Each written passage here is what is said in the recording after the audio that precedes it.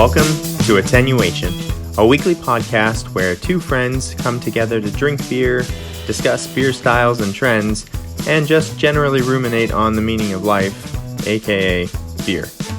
If you enjoy your time with us, we invite you to become a weekly listener and subscribe to the podcast. Without further ado, here is this week's episode.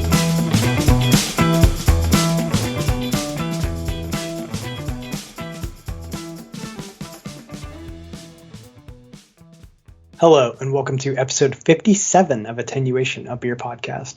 My name is Jason, and I'm joined by my best friend since 8th grade, Steven. Hello. Good day, sir. I can't tell you how many times I'm about to say, that's me, and I'm like, oh, no, that's not. That's at the end. But it, it fits, No, it does not fit. It fits at the end, yeah. Where it goes. No, I'm just kidding. You can do it. I don't care. I'm just saying, in my mind, I'm like, wait. There's two things. I can't remember which one I'm supposed to do. I'm going to bring the signs back. Got it. Okay, today we're going to have a fun, silly episode because last week we did a deep dive and we need to unwind. So our topic today is what we love, hate, and hate to love about craft beer. I will say, sometimes I'm listening to the deep dives and I'm like, this is like drunk history. But that's awesome.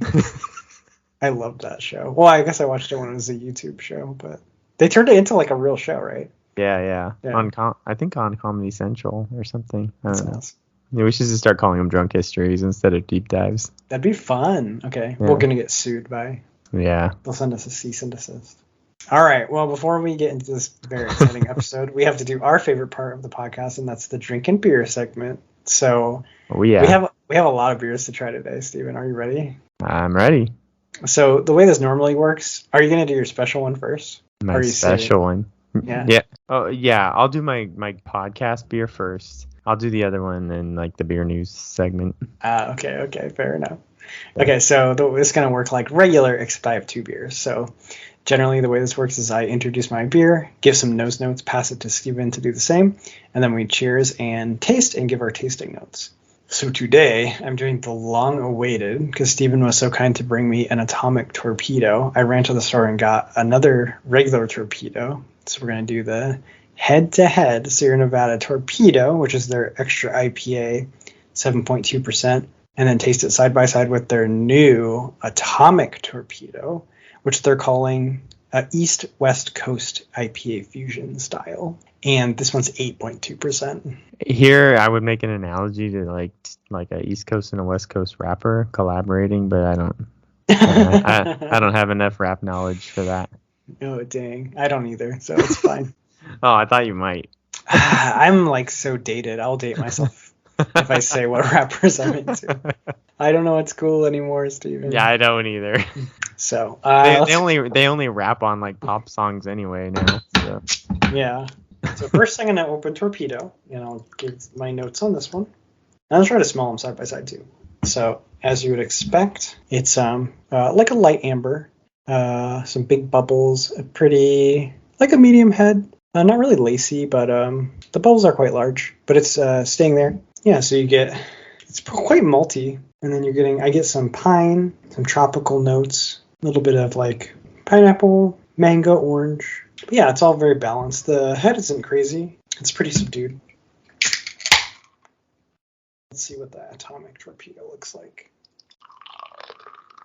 So interesting. I don't know why I was expecting maybe it would be a little hazy, but it's not. It's very clear, and it's much lighter in color, actually. So it's much more yellow than orange or amber, and the head is quite vigorous on this one. It's a lot thicker head, too. The tropical notes are way bigger on the atomic. I'm getting much stronger mango, orange, guava, pineapple. Yeah, you can really tell the difference. And I can smell the malt, but the malt is pretty hard to pick out. Where on smelling them side by side. See, Steven, I'm so excited because this is what you always got to do when you can smell and taste side by side. It's the dream. That is the dream. So the regular Torpedo is so malty. It smells, now that I've smelled the other one, like candy, like caramel. And you still get the hops, but the malt is much more forward. And then going to this, it's just sticking your nose in like a basket of tropical fruit. Yeah, they smell completely different. It's pretty interesting. That's awesome. So I'll wait. I'm excited, but I'll wait and let you introduce yours. All right, well, I'm drinking another beer from the Bruery. That's Bruery. I always feel stupid saying that. It's a brewery, yeah. Well, like, what brewery? Uh-huh. The Bruery, okay. This is called Mischief. It is a hoppy Belgian style ale. I don't know anything about this, but it says that it is a wickedly good golden ale, dry hops, and it should have some citrus and resin aromas with some fruity, estery, peppery spice. So, we'll see. This did win the Great American Beer Festival Gold Medal in 2016 for the American Belgio style ale. So, I guess that's a Belgian ale brewed in the States.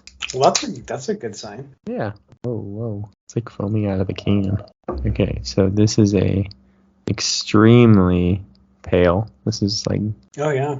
Yeah, very golden yellow. Very effervescent head, but with a... Like effervescent carbonation with a nice thick retaining head at the top. Oh, it smells really good. It's like just a tiny bit fruity, almost like white wine grape smell off the top. Definitely that tiny bit of spice on the nose. Yeah, like a white pepper. White pepper, yeah. Mm-hmm. I don't love that, but it's okay.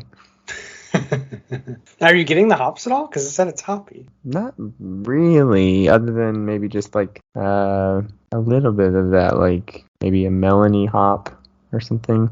Okay. But no, not like, it doesn't smell super hoppy to me.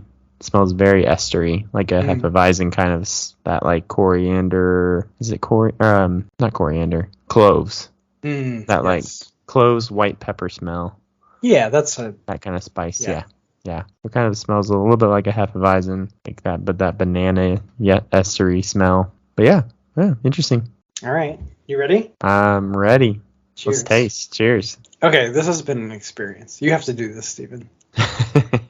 I highly recommend this. Okay, so Sierra Nevada Torpedo, the original. Sweet malt. Like, there's malt in the entrance. Orange, pine, pineapple. And then it kind of goes into your, like, very West Coast resinous, bitter hops. Even herbal, maybe. But then it's crisp. It's got that bite. You know, that crisp bite. That hop bite is kind of, like, refreshing in a weird way if you're addicted to hoppy beer. Mm-hmm. It's that crisp, refreshing hop bite at the end. And kind of medium-bodied. And then Atomic Torpedo is absolutely and completely different.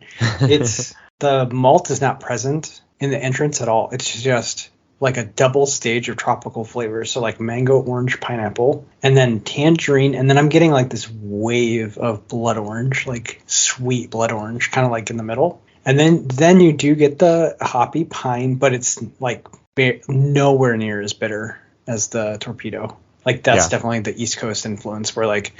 Right. You get a lot of the tropical and none of the bitter. And then there is like a caramel malt present in the background, but it never takes center stage. And this thing is boozy. Like you can taste the booze. Oh, really? Yeah, it's only 1% higher, but something about the original Torpedo, it totally masked the alcohol, which I appreciate. This one's a little boozy and it's thick. Like it's resinous. It's like syrup and really coats your mouth. And it doesn't really leave. Like the one thing I will say about the original Torpedo, it's so drinkable. Like it's so balanced that when you take a sip, you just like immediately want to take another sip. This Atomic Torpedo gives me pause between every sip. I think there's a lot going on. It's pretty complex. So I think as like a sitting and sipping beer, it's definitely good. But I think the original's better. Okay. I'll give a thumbs up to both, but you prefer I think I prefer the original. Okay. Yeah. I mean, you always were a more West Coast guy, so. I don't know. There's something about that hop bite at the end that's just like so satisfying to me. So, and it's just not present in the Atomic. True hop head. Wants it to bite at the end. Yeah, I need that bite. It's good though. I mean, these are both thumbs way up. Yeah. Okay, cool. I see what they're doing. I think they actually pulled off exactly what they said they were going to pull off, but I like the original. Yeah. Yeah. Yeah, sequels aren't always as good as so. That's awesome. Well, I mean, there's nothing better than a side-by-side tasting. So that alone is there's just the thumbs up to a side-by-side tasting. Because I know it's my favorite thing to do, and I don't do it often enough. yeah, me too. Maybe, I know. I mean, there's like always some forethought that has to go into doing something like that, and opening 2 beers is more expensive than just opening one. Yeah. And it's gonna hurt your feelings the next day too. Like, there's no way I can drink. I wish you were here because this is a lot of beer to drink. You got this, buddy. All right, believe in me. All right, well, mine is super interesting. So it's very crisp, a lot of estery flavors right at the beginning, the banana and the cloves, but it like very quickly goes away. And then there's this weird, like, you kind of take a drink and then you sort of reflexively kind of like lick your lips a little bit, and it's super sweet on my lips, like this rush of like this quick, almost like I don't know, maybe it is that like sort of white grape or like a pear sweetness that's like really quick just off of my lips, and then it just kind of goes back into this like dry bitterness, I think is where the hops are coming in. So kind of this like maybe citrus melon rind bitterness, and then just a hint of that like spice too, that's in the finish. So it's kind of a spicy bitter finish, but just this weird sort of like fruity estery, and then this like spike of sweet out of nowhere, and then gone, and it's just sort of bitter and peppery. It's super strange, but it's not a bad drinking experience. I kind of like it. I want to try it. It sounds really interesting. Yeah, it's just this very interesting sort of, it gives you this golden ale feel, but it has this weird kind of, like I said, sweet and bitter complexity to it. It's just very strange. So do you like the role the hops are playing in it, do you think? Or would you prefer if they weren't there? I don't know. Like, I mean, I it's like I can tell what they did with the hops. It's just not like, it's not really a hoppy beer to me.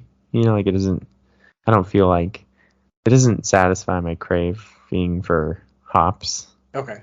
Like even like late terroir or something like a hoppy sour would do, like where I'm like, oh yeah, I can taste the hops, but here it's just, I don't know. It's just adding maybe to the bitter and just the tail end of the beer, but it's 8.5%. Doesn't taste boozy or anything. That's good. So the true question is it a thumbs up? I mean, I would not drink it again. That's a thumbs down. Yeah. I mean, it's not bad. Okay. I don't think I would seek it out again.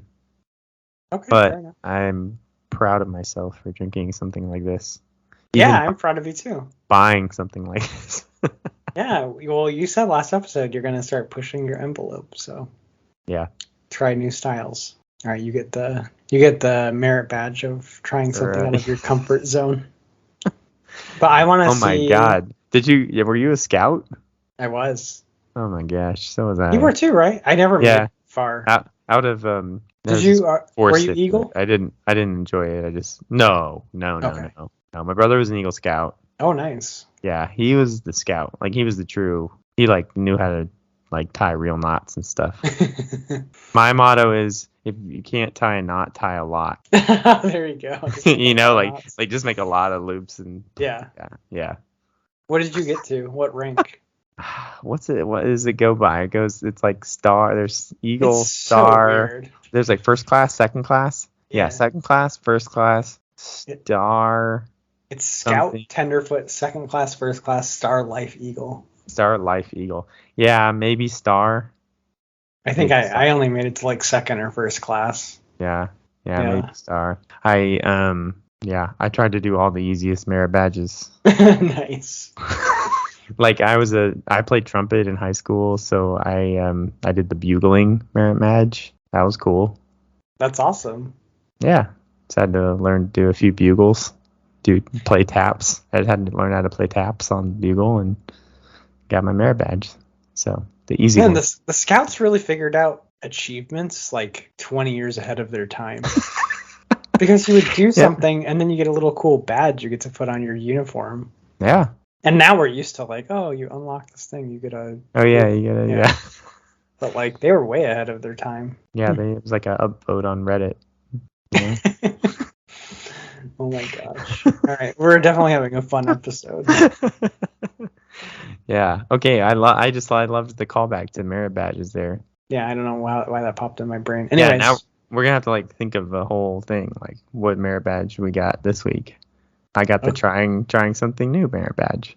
ooh, we should make a whole attenuation beer podcast badge system. Yeah. We can send them to our listeners.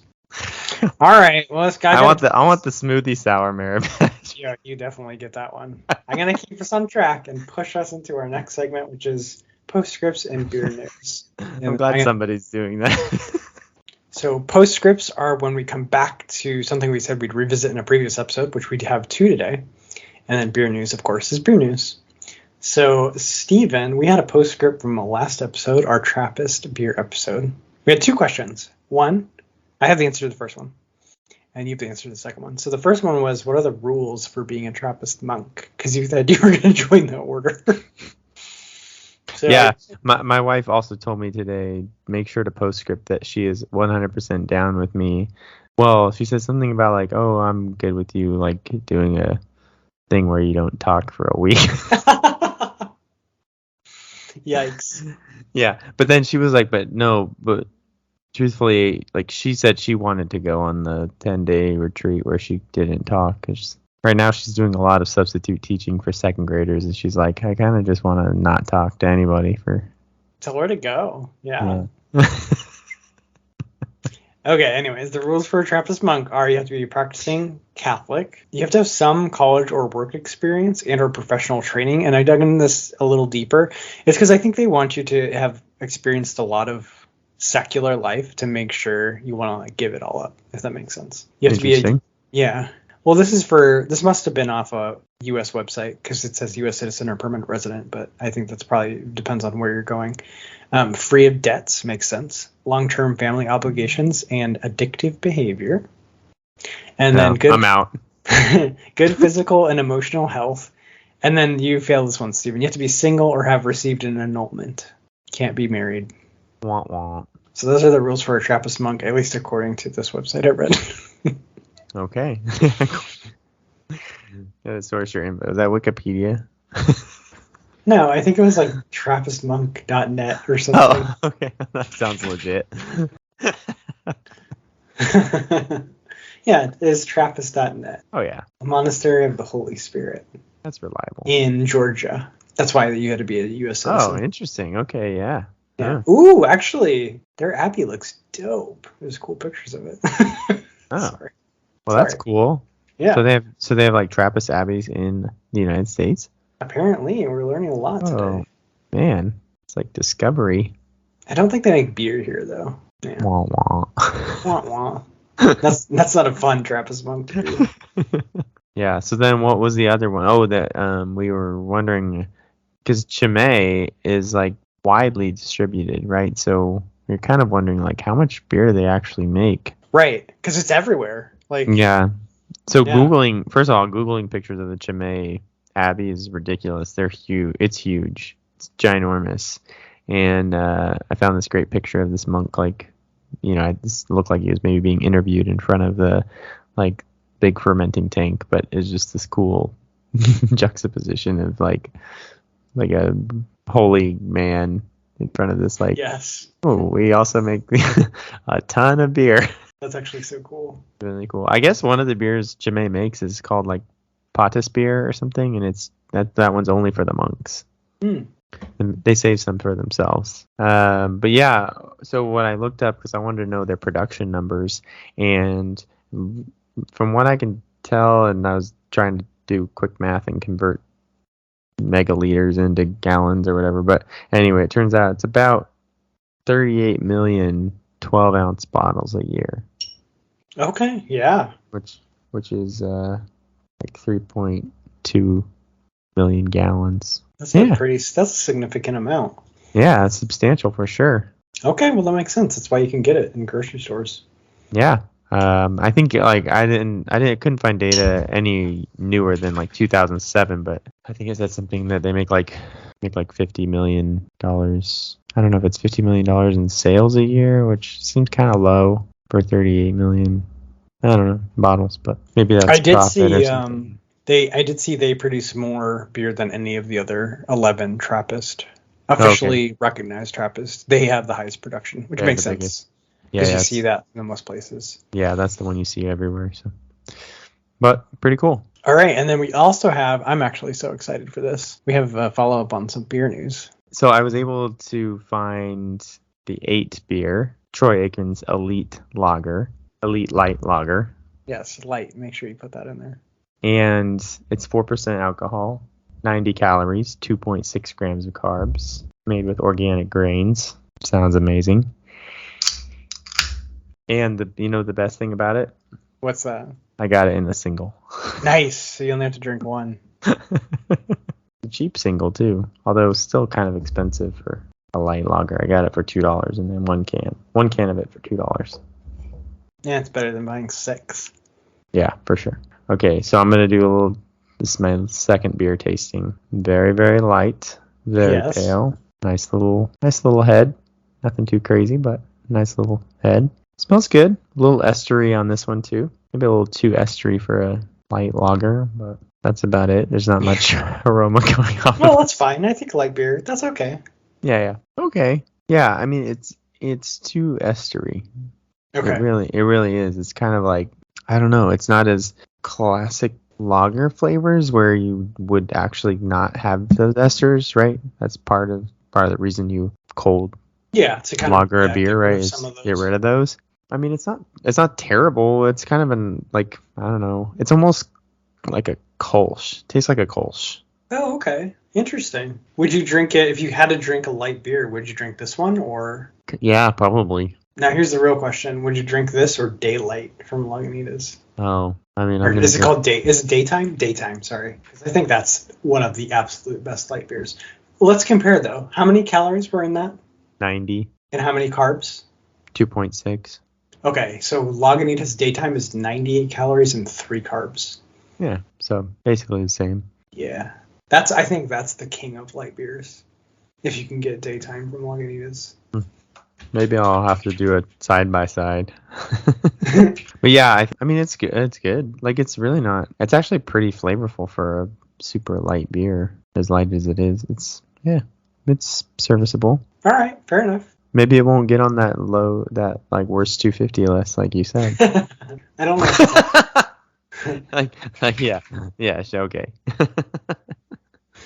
We'll see. This is called 8, like the number. Yeah, that was Troy Aikman's number as a player. So. Ah, that makes sense. Okay, this doesn't have enough ratings yet. We're gonna keep our eye on it. But yeah, good for him. Good. I mean, it's a decent beer.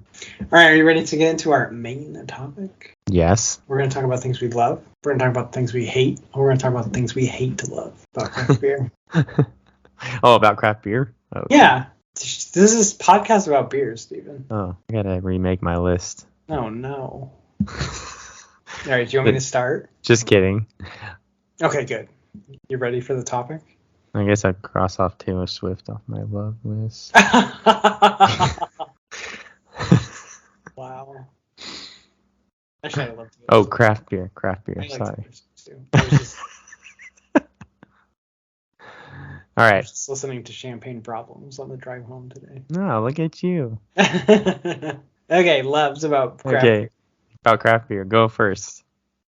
I wrote, it's amazing. It's amazing. No, okay. Oh my gosh. For Why? real. I love it because I love it. No. Here's what I really wrote for my first one. Okay. Have you ever seen that meme where it's like born too early to sail the seas? Or sorry, born too late. God, I'm messing it up. Born too late to sail the seas. Born too early to sail the stars. Okay. It's basically saying like you kind of missed the exploration of the globe and you're not going to get to explore the solar system. Gotcha. Yeah. But you're just in time for. We're basically born to live through the height of craft beer. So I do like that. The timing is nice. Yeah. Because it's like there's so many options out there and it's so popular and Yeah. I don't know. You could have been into craft beer like if you were way ahead of your time, like 20 or 30 years ago. There was not that much. But Yeah. we're living through like the best possible time to like craft beer. And maybe that's why we like it. I mean, obviously you're more likely to be in something that's very popular. At the time it's very popular, but it's also kind of nice. Yes. Well, like, yeah, if you put historical context to it, like a little bit of hindsight, and you can understand that you are in the middle of it and maybe why you're into it, but you could have been, we know that there are people that were into it 20, 30 years ago that like it was much harder for them to even find it. Yeah, and there wasn't like the community, and there wasn't the ability to.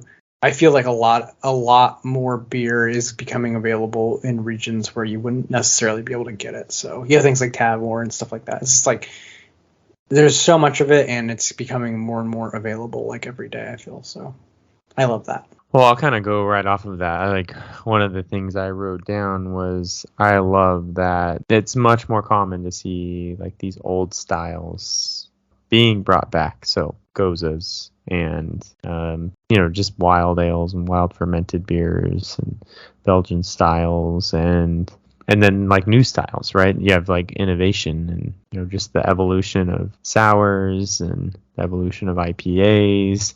I just think, like you said, we're kind of living in this time of not only the ability to drink styles that have been around for centuries, but also the chance to see new styles and new innovation within that world. So, yep, just a good time to be alive. Good time to like beer. Good time to be alive as a beer drinker. Okay, my number 2. Okay. Actually, this should have been my number 1. It's a really good hobby to have because the top end of it is attainable and affordable, like relatively. Because we talked about this before, but like if you're into wine and you're immortal, good luck, because you're never gonna get to taste the high end. And like I also like single malt Scotch and just the super old stuff. Like I'm never gonna be able to afford to get like a 30-year-old Scotch. A lot of the single malt 30-year-old Scotches are like they can run into like the thousands of dollars. It's just like it's just not gonna happen. But yeah, I can go get Pliny the Elder for $7 a bottle, and that's one of the best beers in the world. So it's cool that like the top end is very obtainable to most people, and so you can kind of fully explore the craft beer universe. Now obviously there's some exceptions. They have what was the beer that's like $100 that we say we want to get, the one that Utopias or what? Yeah, Utopias or whatever. Like I'd probably never buy Utopias, but I could if I wanted to. Whereas like I'm just never gonna buy a $1,000 bottle of Scotch or $1,000 bottle of wine. It's just not going to happen unless I win the lottery. Then maybe. But so I like that it's a relatively affordable and attainable hobby. So well, even like honestly, I think the most expensive thing I've ever seen, other than Utopias, but like Anchorage stouts that are like $80 to $100 for a bottle. That's maxing out price per ounce, right? Yeah, it's difficult to find something that's more expensive than that in beer.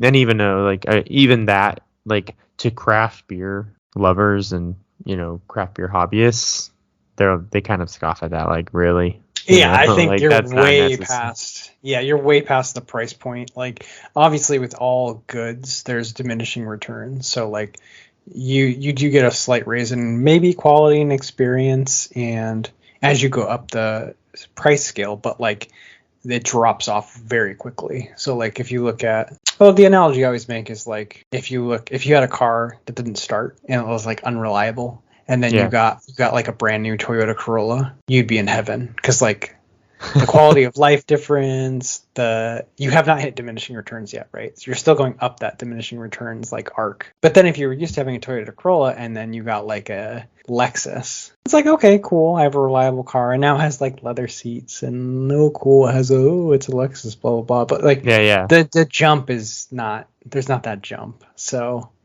it's like the diminishing returns just really kicks in. So I do scoff at those $100 beers because it's like for $10 you can get a world-class beer. Why do I have to pay 10 times that price?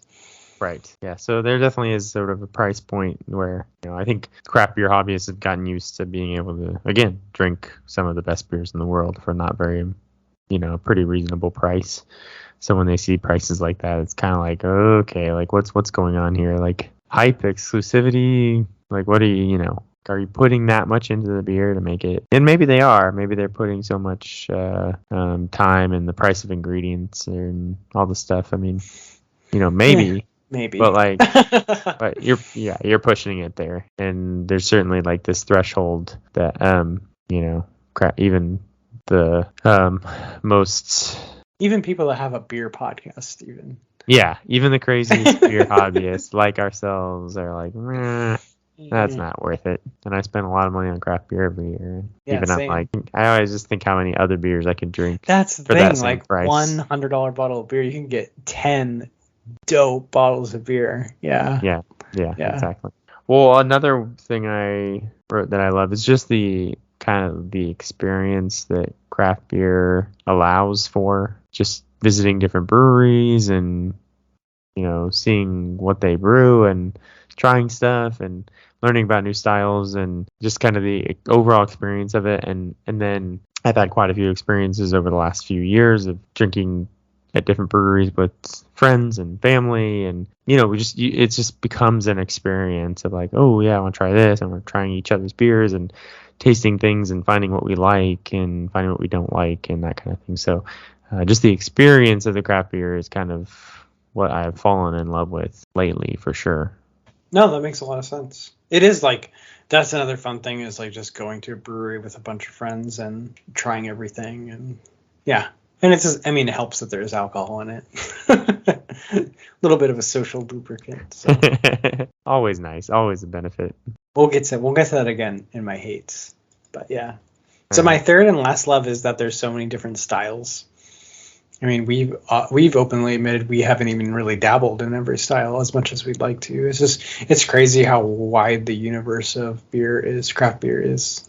Yeah. It's insane. Well, and then it's like, this kind of gets to my other love, is that like I truly believe there's something for everyone. Even the most, and especially now with the innovation, right? Like even someone who's like intolerant to gluten, there's gluten-free beer. There's a bunch of gluten-free beer too. Yeah. And some good breweries making it. Yep. And there's some really decent non-alcoholic beers also. I think Athletica is a brewery. They make all non-alcoholic beers. So anyway, and they're, they basically make all the styles of beer, but non-alcoholic. So for the person who doesn't drink alcohol, or the person who doesn't like the taste of beer, like the sort of common, normal tasting beer or stuff that they've tasted before, I still think that like there's something else there for them, like whether it's a sour beer or just a sweeter beer, or or maybe like stouts or something that's like more chocolatey or malty, or I just think like I think there's something that you can like, and if not, that's fine. But no, totally, I agree. And I just want to challenge. Same with you, I'm sure. I just want to challenge myself to like more styles. I know, I'm kind of like that too. I really need to. You did get today. At least, yeah. And I do. What the nice thing is now, my tasting abilities, my tasting skills have gotten way better since doing the podcast. Right, 'cause every week I'm very intentionally smelling and drinking a beer. I don't always get to do that, but for sure on the podcast I do. So those abilities are getting better and better and better. And so then that's kind of when the increase in appreciation of every style comes in, right? Because you can pull things out a little bit better and be like, okay, I like that. Oh, okay, I don't like that part of it, right? But you kind of try to start to understand. So you can, I think, enjoy every style. Maybe you don't, maybe there's a few styles you don't like actively seek out, because you're like, there's things I don't really like about that or whatever. But like you can at least appreciate every style and appreciate maybe why somebody does like that. Yeah, that makes sense. I think it is a little bit of a feedback loop. Like the more you start paying attention to what you're tasting and smelling in the beer, the more you start to recognize it in the future. And obviously there's like, I think we've covered this in other episodes, but there's like, you can basically cheat as you get to know a style. There's like a template, like an IPA is going to have certain elements, and then you're kind of searching for them, and you're like, oh, this version did this, kind of brought forward this element, and that was kind of interesting, or they brought forward this element, that was kind of interesting. So, but yeah, I think you get kind of more, the more you get into it, the more you can get into it, which is probably True. I guess that's like the depth of a hobby, which is probably true of any hobby, but it's particularly fun in this one. Yeah, and that was kind of the nice thing about drinking this beer today is like I kind of like I don't get a lot of like I don't get to drink beer where I say like, oh, it's peppery or estery or I'm drinking a lot of IPAs and sours and stuff where there's other things that are front and center or like different or fruited beers or whatever where that fruit just becomes the sort of center of attention. And to be able to kind of go to this style where it's like, okay, this is like a very natural kind of beer style where they take you're highlighting the yeast, you're highlighting the hops, and then you just see what you can get from that in this golden ale. And so, I don't know, it's just a cool thing to be like, to be able to pick some other flavors, because I do feel like every week it's like, oh, pineapple, guava, and mango. Like, okay. Yep, those are some... A little citrus and some pine in there, Those are on the template, yeah. So it's nice to see a whole another template of like, oh, I'm getting banana, white grape, and pepper here. Yeah, that makes sense. The style represents like a whole different template of things you're not used to, too. Okay, cool. Do you have any other more loves? No, other than I love it because I love it. And it's amazing. We already said that. Are you ready for some hates? Okay, bring it on. Okay, I'm feeling this one today. Can we do some long rant? I want you to go on a long rant. I don't think I'm going to have any long rants today. I haven't gone on a rant on the podcast in a long time. Next week, maybe I'll rant. Okay. Beer has too much alcohol in it. Unless you're drinking 8 Elite Lager. That's true. Then I would be okay. But I don't know, the styles that I love, strong IPAs, double IPAs, triple IPAs, barrel-aged stouts, they're very, very strong. Yeah. And sometimes it's just I'm old and I'm showing my age, but it can limit my appreciation because I can't drink that much of it without suffering the consequences. So sometimes I just wish they could make some of these styles with lower. I want a session version of the barrel-aged stout. Yeah. But yeah, it's a weird thing to hate, but unless I have someone to share something with, a lot of times I'm just kind of, it's very difficult to commit to something that's like 12, 13%, and it comes in a big bottle because I'm just going to get destroyed and I'm going to regret it the next day. And then I don't want to open it and drink half of it because it feels like such a waste. So yeah, I'm with you on that. Sometimes I think too, when you appreciate craft beer and all the flavors and stuff, sometimes you're like, yeah, I want all that. I'd rather not have the alcohol. Mm-hmm. Yeah, you gotta consider that. That's we can almost list that as like a beer geek thing. It's like when you like drinking beer so much that like the alcohol buzz is like a backseat. It's like a experience. Problem. Yeah. It's like something you need to account for, but not a desirable effect. Exactly. Oh, that's great. Yeah, I mean, I'll say too, I kind of add to that. I think what I hate sometimes is like how I feel the day after even if I didn't get like drunk, like just kind of that muddy head, because I'm old and any alcohol, my liver is like, come on, man. Is she supposed to be dead yet? Yeah. So yeah, just that kind of slow, foggy feeling I feel every morning after I drink beer, which is why we had to change the podcast to although it backfired. It backfired last week and this week because I still... How so? Because I'm working tomorrow. Oh, dang. It's a school night for you too, huh? Yeah, I'm picking up a lot of extra shifts. So. All right. Well, sorry. That's okay. It's fine. It's just not as fun as I was hoping it.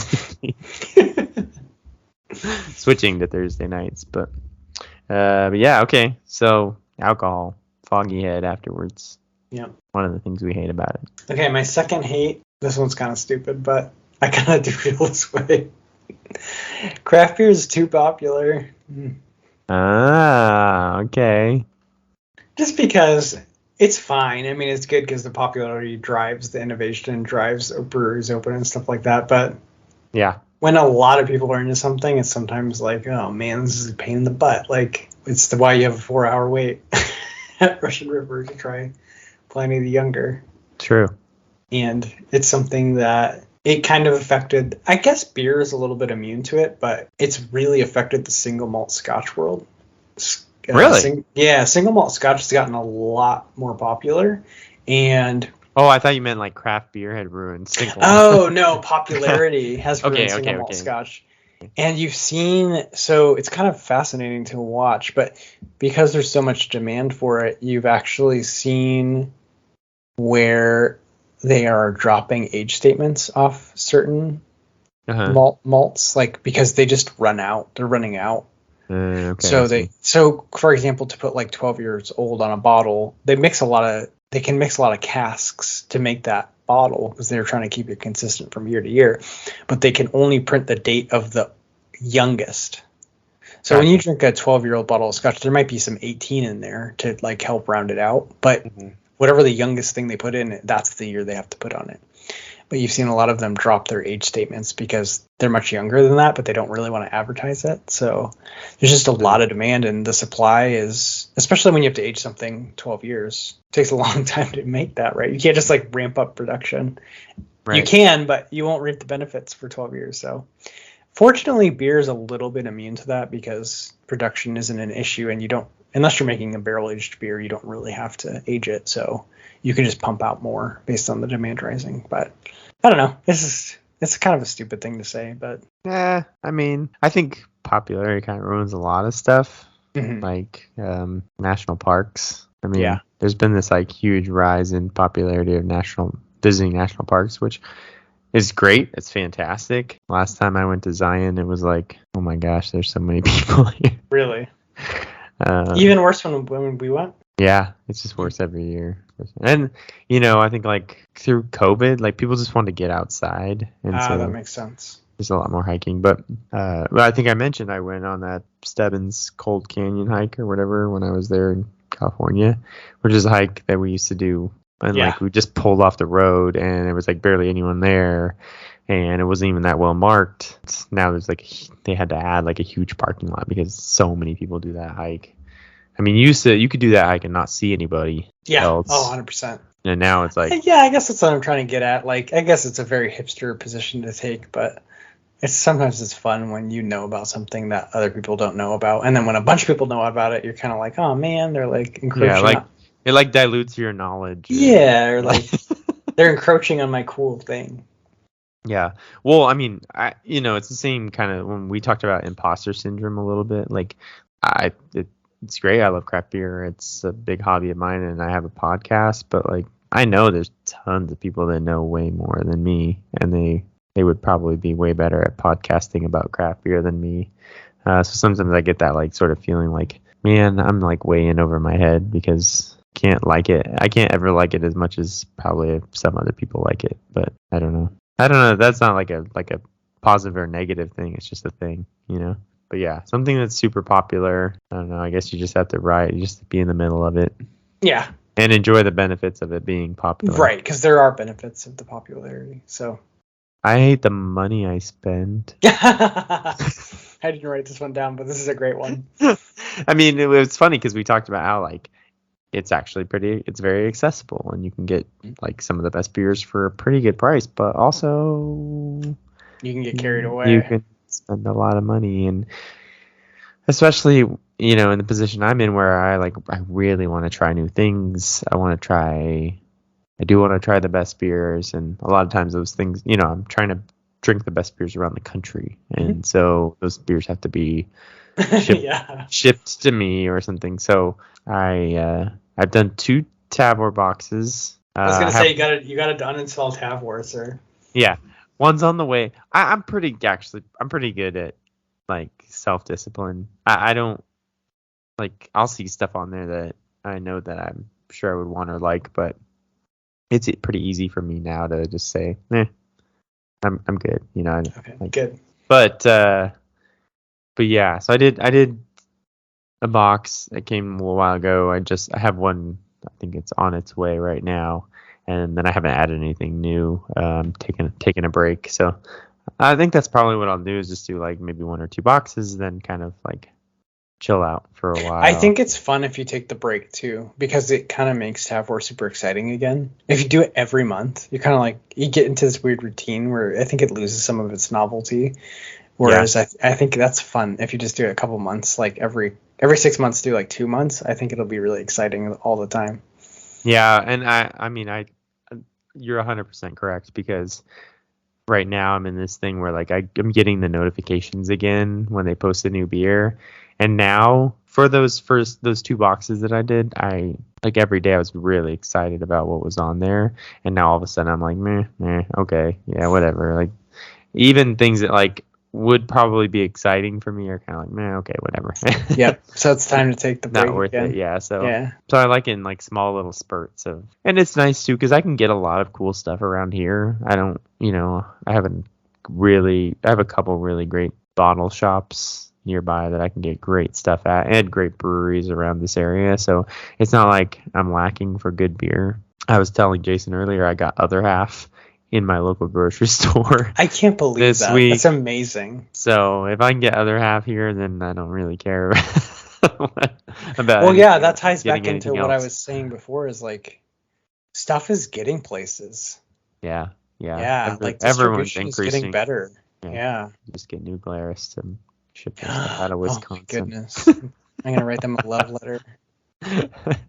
Please. But yeah, distribution is getting better and better, and just that whole network of stuff moving around the country and being able to buy stuff online and get it shipped to you pretty quickly is it's all getting better and better and better. So my need to like really go into Tabor is really just like once or twice a year to like, oh, I'm gonna try a bunch of new things that I've never heard of. Like, okay, now I can settle down and just buy stuff locally. So I like that. But yeah, the money I spend, I still hate it.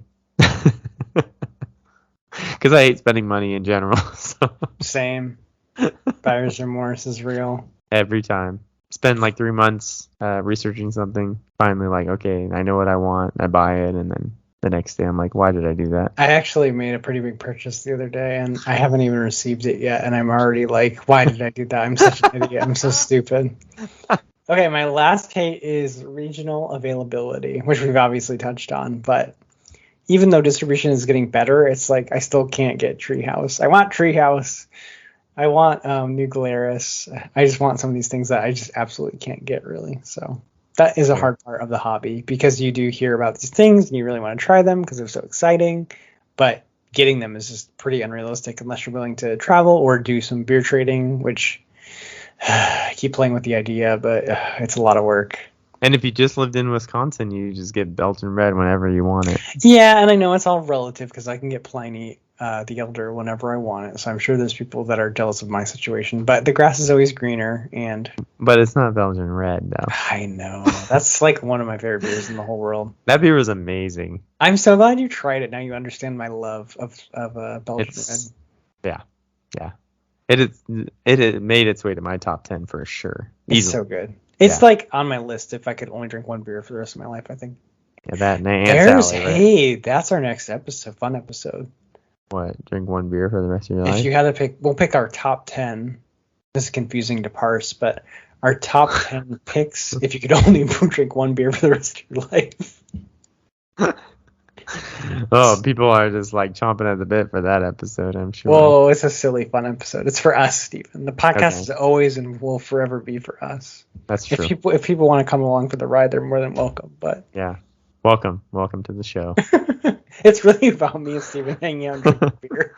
Yeah, we apologize if you are now if you're so addicted to the podcast now. Well, first of all, you're welcome, because you're getting a glimpse into this beautiful friendship and this beautiful life that we live. So beautiful beer drinking life. Thank you for joining us. Okay, so I have one more hate. Well, it's kind of like two more hates in one. Okay. The Brute IPA. Wait, what? I hate the Brute IPA. It's gone. Yeah, I know, but I just hate it. And I hate the Milkshake IPA, which is not gone. The Milkshake IPA is here to stay, I think. What is? I don't even know what that is. It's an IPA with lactose in it. No, what do you mean? It's terrible. You hate the Milkshake IPA? Yeah. You never had one you liked? Mm-mm. Okay, I like Milkshake IPAs, so this is challenging. You kind of like brew IPAs, don't you? Yeah. This is challenging our friendship, Steven. Yeah, sorry. It's okay. I love you still. Sorry, that was a very, very specific hate. I felt personally attacked, to be honest. Yeah, sorry. You drink what you like, but I hate brew IPAs. And cold IPAs, I don't know what that... I don't even... What's a cold IPA? It's like where it's like a lager yeast, and it's like... Oh, I haven't had one of those yet. I'll look for one. Yeah. It's kind of like we talked about, there's like, we've had really good like dry hop lagers, but it's like a lager first with some hoppiness to it.